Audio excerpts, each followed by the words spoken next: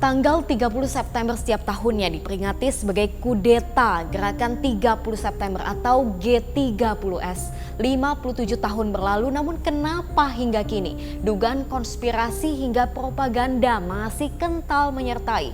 Saya Sylvia, kita diskusi.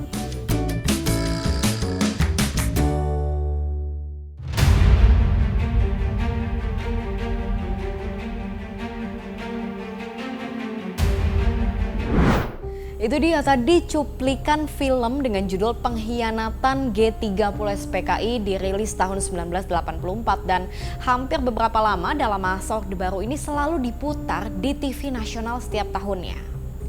Dalam film ini diceritakan secara singkat bagaimana pemberontakan Gerakan 30 September ini terjadi, dipimpin oleh Letkol Untung, kemudian ada 7 jenderal yang terbunuh hingga tampillah Maijen Soeharto sebagai penyelamat.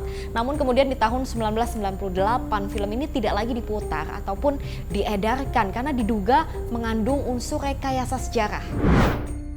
Sampai saat ini dugaan konspirasinya masih jadi cerita. Ada banyak perdebatan di baliknya dan bahkan gak sedikit sejumlah orang yang gak setuju antara versi yang beredar saat ini dengan apa yang sebenarnya terjadi. Lalu di mana perdebatannya? Soal dalang G30S versi Orde Baru, PKI sudah lama ingin menguasai Indonesia dan mengganti Pancasila dengan ideologi komunisme. Versi lainnya ada konflik di Angkatan Darat dan ada pula dugaan keterlibatan CIA atau ditunggangi kepentingan Amerika. Soal pembunuhan para jenderal versi Orde Baru, para jenderal disiksa sebelum dibunuh dan dibuang ke lubang buaya. Versi lain, pernyataan dokter forensik yang tidak menemukan bekas penyiksaan terhadap para jenderal.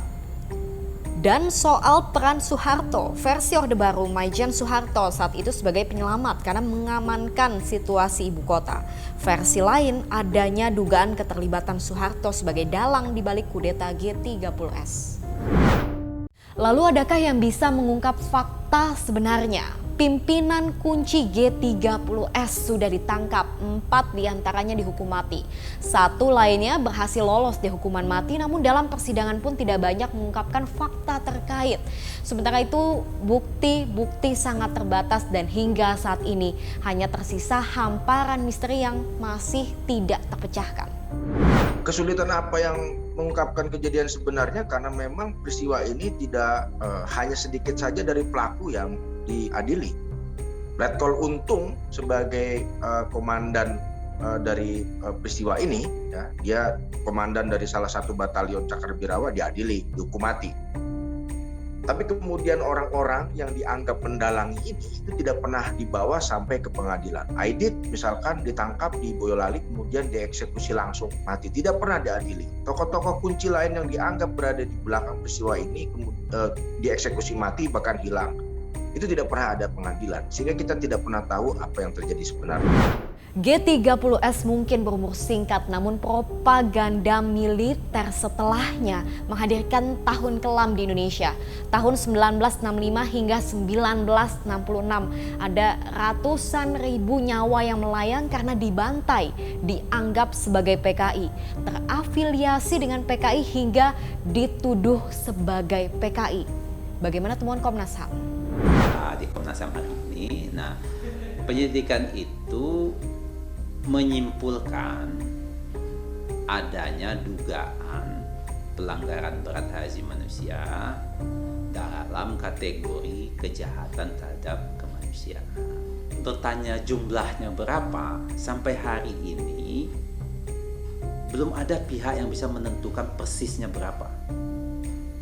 Nah, mengapa itu terjadi? Karena peristiwa itu, penangkapan sewenang-wenang dan penahanan tanpa proses hukum itu terjadi di banyak daerah gitu. Di banyak daerah, di banyak tempat. Nah, makanya kita perlu itu memeriksa itu secara resmi hari ini, secara formal. Tidak selesai sampai di situ, diskriminasi terhadap anggota keluarga PKI atau keturunan anggota PKI pun masih berlanjut. Di masa Orde Baru, hak politik dicabut, bahkan keluarga anggota PKI dan keturunannya tidak diizinkan untuk masuk atau mendaftar sebagai anggota TNI hingga aturan ini dicabut oleh Panglima TNI Jenderal Andika Perkasa. Ini adalah dasar hukum. ini legal ini. Tapi tadi yang dilarang itu PKI. Oke, satu. Kedua adalah ajaran komunisme, Marxisme, Leninisme. Itu yang tertulis. Keturunan ini melanggar TAP MPR apa? Dasar hukum apa yang dilanggar sama dia? Tidak ada. Jadi jangan kita mengada-ada. Saya orang yang patuh peraturan perundangan. Ingat ini. Kalau kita melarang, pastikan kita punya dasar hukum. Zaman saya tidak ada lagi keturunan dari apa, tidak. Karena apa? Saya menggunakan dasar hukum. Di luar dugaan konspirasi, G30S tetap menjadi bagian dari sejarah penting yang membentuk republik ini. Lalu apa pelajaran yang bisa kita petik dari sejarah hitam bangsa ini? Kontestasi politik, pertarungan politik itu harus harus berada dalam satu situasi yang sangat demokratis dan tidak membuat kita mengarah kepada kekerasan fisik, apalagi sampai konflik berdarah.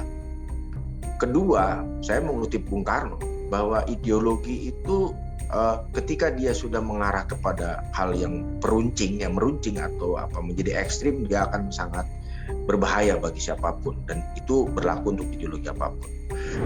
Jadi ingat kata-kata yang diucapkan oleh Presiden Soekarno. Jas merah, jangan sekali-kali melupakan sejarah. Meskipun G30S adalah sejarah kelam, namun keberadaannya perlu kita akui yang ikut membentuk identitas bangsa hingga saat ini. Saya Sylvia, makasih udah diskusi.